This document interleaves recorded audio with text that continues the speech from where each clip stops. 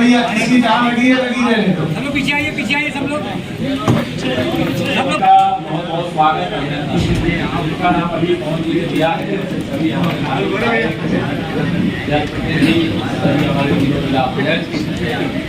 और आप सब पत्रकार मित्रों का आपकी प्रेस में हार्दिक स्वागत। अभी मैंने माघ मेले की तैयारियों की समीक्षा बैठक किया। 2017 में जब से उत्तर प्रदेश में भारतीय जनता पार्टी की सरकार बनी है, हमने माघ मेले को मिनी कुंभ के रूप में ही सदा संपन्न कराने का प्रयास किया। और हमारे लिए अत्याधिक खुशी की बात है कि जब समाजवादी पार्टी सरकार होती थी तो विश्व प्रसिद्ध प्रयाग के माघ मेले के लिए 30 करोड़ बजट देती थी।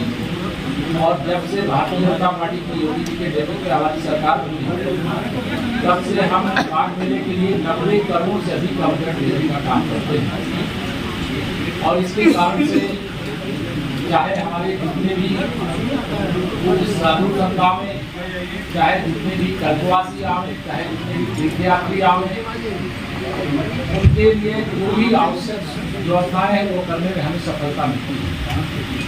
हमारी प्राथमिकता है मेरा सुव्यवस्थित ढंग से संपन्न हो, लोग सुरक्षित आए, संगम में डुबकी लगाएं और वापस जाने वाले वापस सुरक्षित अपने घरों तक पहुंचे।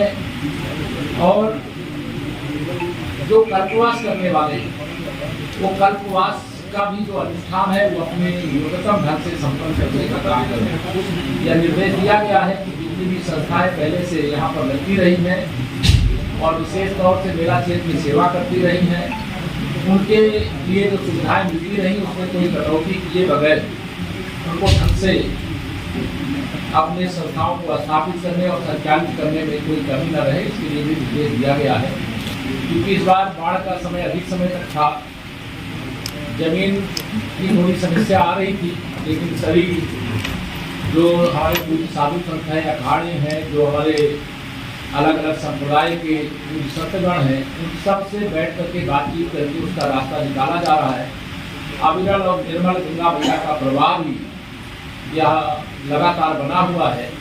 आज यहाँ भी निर्देश दिया गया है कि प्रयागराज से लेकर के श्रृंगेरपुर तक गंगा जी के उस पार और इस पार पूरा मुक्ति से लेकर के और पूरा आरैल तक, जहाँ कहीं पर भी चाहे स्नान घाट है, चाहे कोई अंत्येष्टि स्थल है, उनका एक विशेष टीम गठित करके उनकी जांच कराने, कहीं पर भी जो विद्युत सौदागर हैं उनके संचालन में उनको लेकर के किसी प्रकार की समस्या है तो उसका समाधान किया जाए।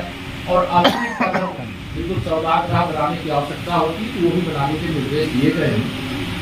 हमारा प्रयास है कि स्वच्छता के साथ, दिव्यता के साथ प्रयागराज का यह माघ मेला संपन्न हो। यहाँ के कुंभ मेले की 2025 की चर्चा आज भी दुनिया भर में बनी हुई है और हमें गर्व है कि एक इतिहास बनाने का काम कुंभ के मेले में हुआ था। और 2019 का कुंभ जब हम याद करते हैं, उस कुंभ के समय देश के माननीय प्रधानमंत्री जी ने जो मेले की स्वच्छता के लिए समर्पित रहे हमारे सफाई कर्मी साथी थे, बहन थी, उन सबके चरण धोकर के एक संदेश दिया है कि स्वच्छता का काम जो करता है वो सबसे श्रेष्ठ है। तो इस बार भी स्वच्छता पर हमारा फोकस रहेगा, पर्यावरण की अनुकूलता पर हमारा फोकस रहेगा, सुरक्षा पर हमारा फोकस रहेगा, तीर्थयात्रियों के साथ, कल्पवासियों के साथ, पूर्व संतों के साथ एक अच्छा व्यवहार करने पर हमारा फोकस रहेगा। अभी जो डेटा है मैं आपको सूचना अधिकारी से कहूँगा कि इसकी ब्रीफ जो नोट बनी हुई है, जैसा आप सब जानते हैं कि पौष पूर्णिमा 3 जनवरी से प्रारंभ हो रही है, अर्थात कल्पवास उसी दिन से शुरू हो जाएगी। 3 जनवरी 2026 से 15 फरवरी 2026 तक यह चलेगा। 7 सेक्टरों में विभक्त करके लगभग 800 हेक्टेयर क्षेत्रफल में यह मेला बसाया जा रहा है। 42 की संख्या में अस्थायी पार्किंग बनाई जा रही है, जहाँ पर 1,30,000 से अधिक वाहन पार्क किए जा सकते हैं। स्वच्छता की दृष्टि से यदि जैसा ODF का एक लक्ष्य लिया गया है, इसमें 25,000 शौचालय, 8,000 डस्टबिन, 10 लाख से अधिक लाइनर बैग, 20 सेक्शन गाड़ियां और 3000 सफाई कर्मी तैनात किए जा रहे हैं। जो संकलीकरण का काम है वह भी लगभग 95% पूरा हो गया है। मेला क्षेत्र में 17 थाने, 42 चौकी, 20 अग्निशमन स्टेशन और 7 अग्निशमन चौकी, 20 अग्निशमन वॉच टावर, 1 जल पुलिस थाना, 1 जल पुलिस कंट्रोल रूम तथा 4 जल पुलिस सब कंट्रोल रूम स्थापित किया जा रहा है। ये पूरा डिटेल है, इसमें कितना काम किया है इसकी आपको दे दी जाएगी। लेकिन हमारी प्राथमिकता माघ मेले को बहुत सुचारू ढंग से संपन्न कराने का है।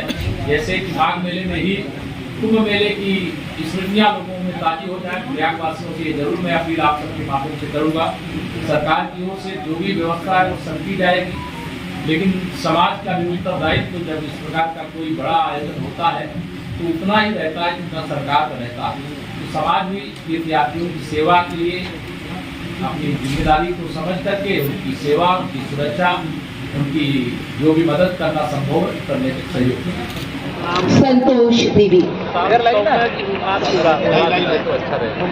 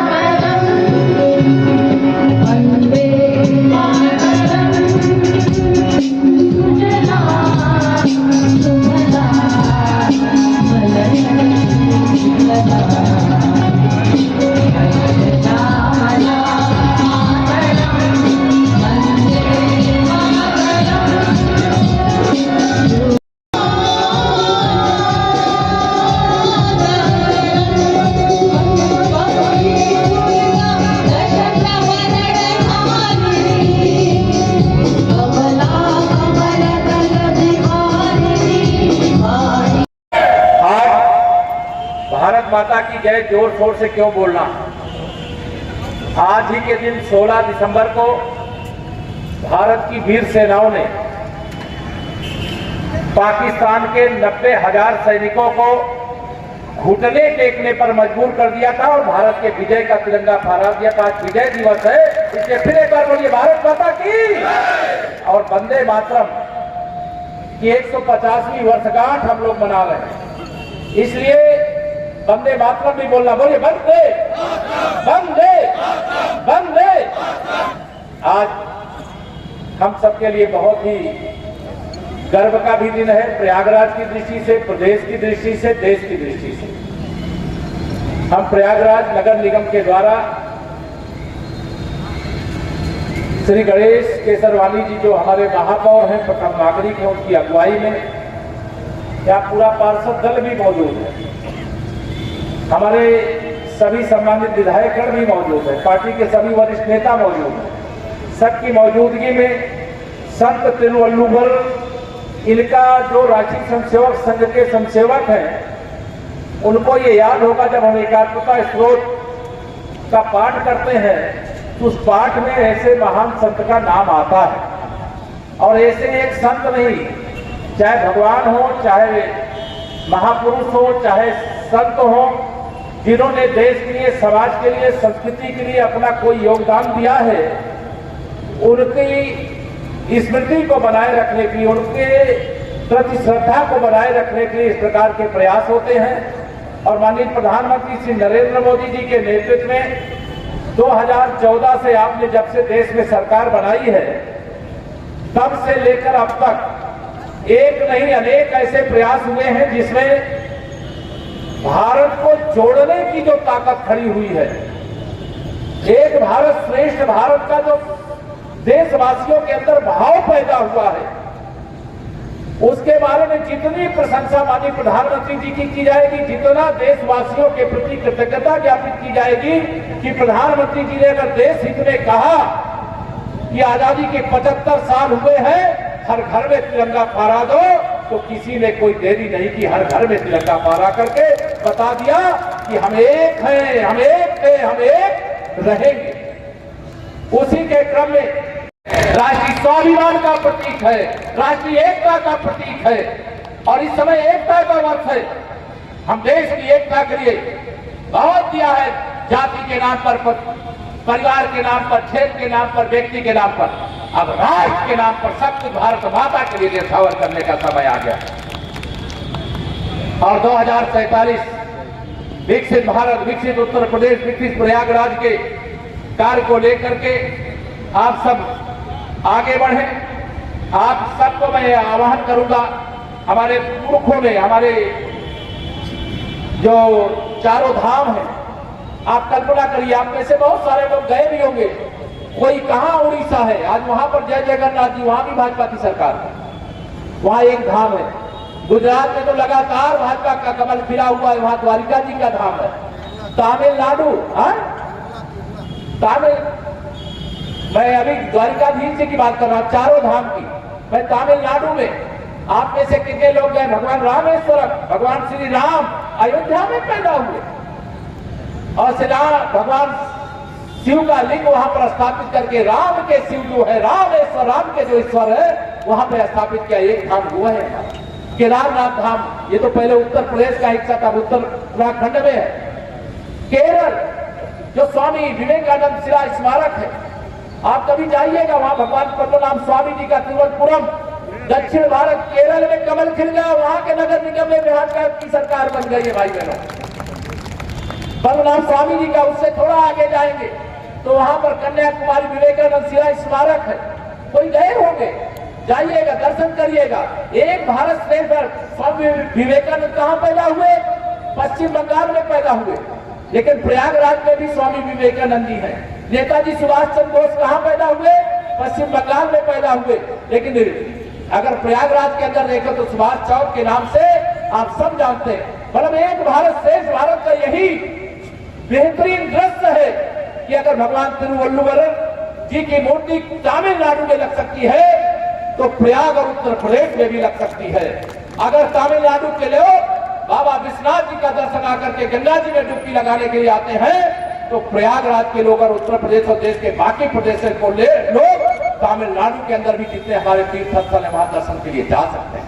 मुझे लगता है, मुझे एक बैठक लेकर के, एक लखनऊ में एक आवश्यक बैठक है, उसमें भी मुझे शामिल होने के लिए जाना है। कभी विस्तार से फिर चर्चा करेंगे, बहुत सारे विषय रहते हैं। प्रयागराज का तेजी से बढ़ता अखबार, सनसनीखेज घटनाओं का आईना, कशिश मीडिया, हिंदी दैनिक समाचार पत्र, वर्षों से लाखों पाठकों का विश्वास, योग्य और प्रोफेशनल पत्रकारों के साथ सामाजिक उत्थान के लिए कार्यरत, सफलता पूर्वक प्रकाशन के 17 वर्षों से आपके बीच प्रयागराज से प्रकाशित हिंदी दैनिक समाचार। विश्वसनीय खबरों के लिए आज ही जुड़े, बच न पाएगा कोई हमसे छुपकर। कशिश मीडिया की नजर शहर के चप्पे चप्पे पर, भ्रष्टाचार को उजागर करने वाला, जन समस्याओं पर आधारित कशिश मीडिया। समाचार व विज्ञापन के लिए संपर्क करें 94549 73605। अपने शहर की ताज़ा खबरों के लिए कशिश मीडिया हिंदी दैनिक समाचार पत्र फेसबुक पेज और यूट्यूब चैनल को सब्सक्राइब करें और बेल आइकॉन जरूर दबाएं।